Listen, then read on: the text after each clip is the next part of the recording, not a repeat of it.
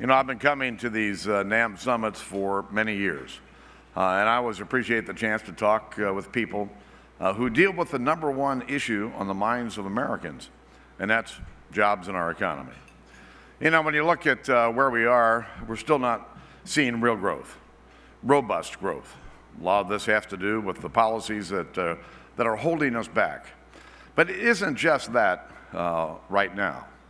In America, the people have always had a healthy skepticism about their government. But lately, they've had more reason than usual to be skeptical. You know, they read about the IRS abusing its power and targeting Americans for their political beliefs. They wonder about what happened in Benghazi, where 4 Americans were killed. You know, and they see reports that journalists had their phones monitored, and they ask if this could happen to them and to their families.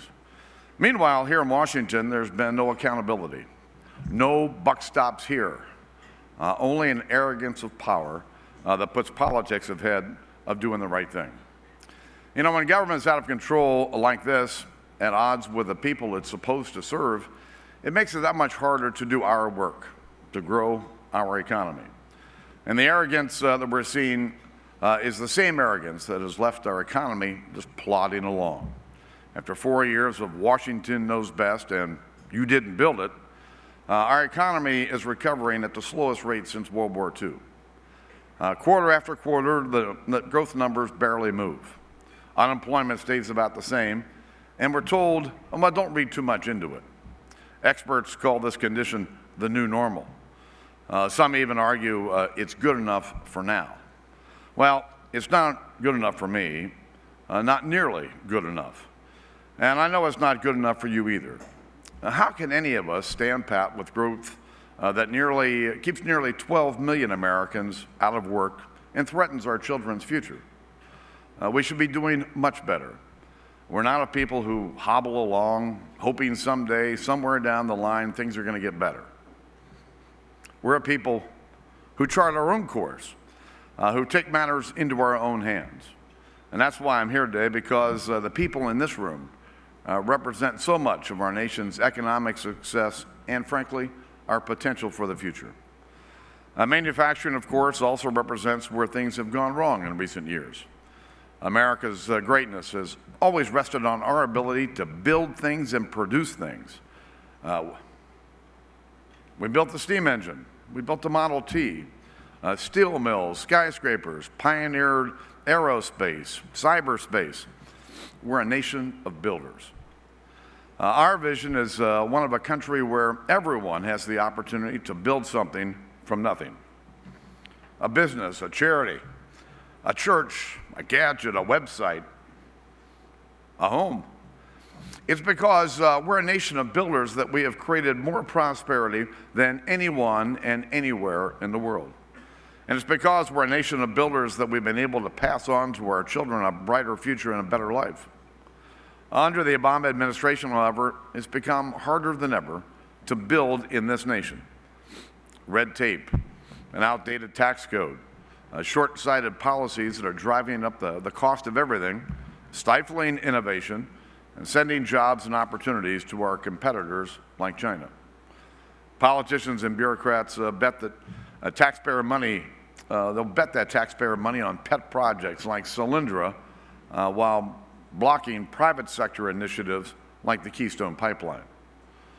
Meanwhile, the Hoover Dam, the Golden Gate Bridge, even our highway system would be impossible to build in today's regulatory environment. And this administration would have us believe that we can build a great nation on reams of red tape while operating the service economy with things built by earlier generations. Now, this is not an issue of Republicans versus Democrats. It's about America, and it's about the world.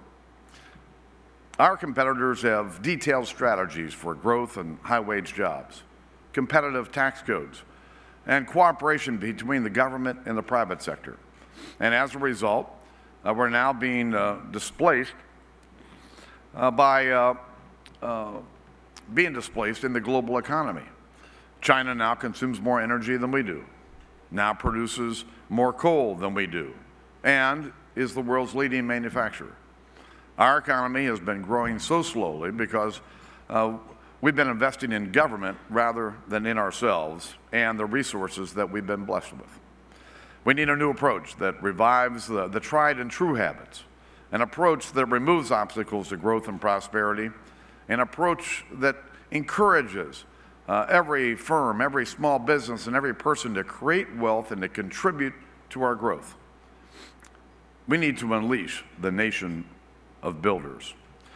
And to become a nation of builders again, I think we got to stop picking winners and losers and focus on expanding opportunity for everyone.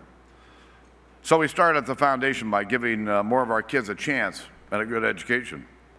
Let's empower our parents with choice and opportunity to improve access to higher education, job training, so students are ready for tomorrow's job market.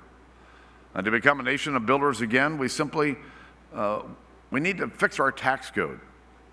If we clear out all these loopholes and make the tax code fairer, it's going to make it easier to understand. We'll be creating more incentives to bring jobs home and keep ideas and resources here in America.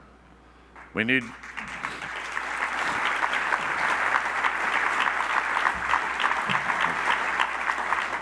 to expand markets for American-made goods too. This will help lower prices for consumers, create better, higher-paying jobs for workers, and attract new investments to our shores. And to become a nation of builders again, we need to reform our broken immigration system, because securing our borders, enforcing our laws, and making the process of becoming a legal immigrant fairer will in fact help America remain a magnet for the brightest minds and the hardest workers in the world.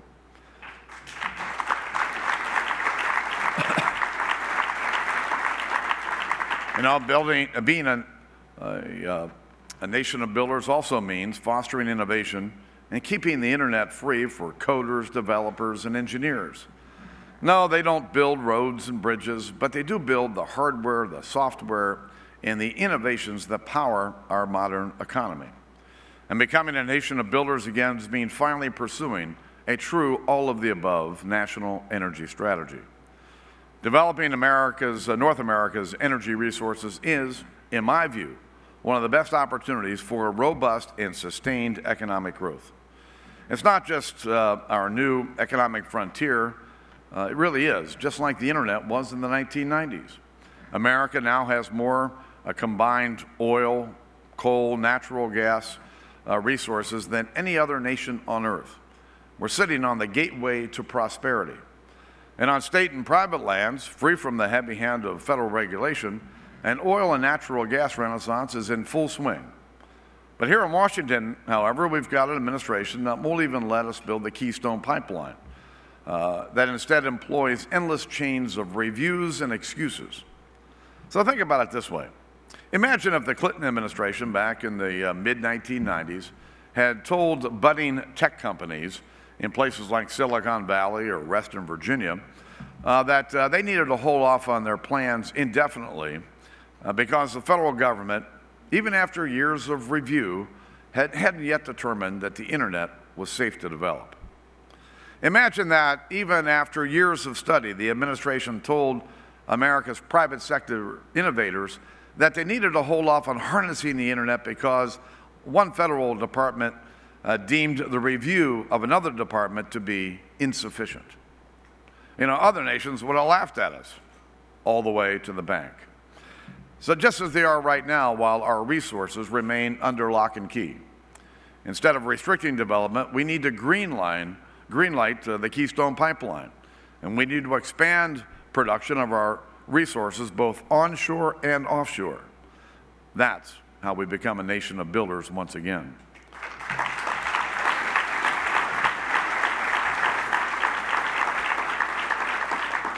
All these are the types of policies that can bring us out of the so-called new normal, help create jobs, and deliver sustained economic growth.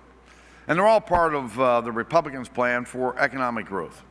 And I encourage you to go visit us online at gop.gov, and you can get all the details. And while my colleagues and I don't have a majority here in Washington, we're going to continue to pursue our plan.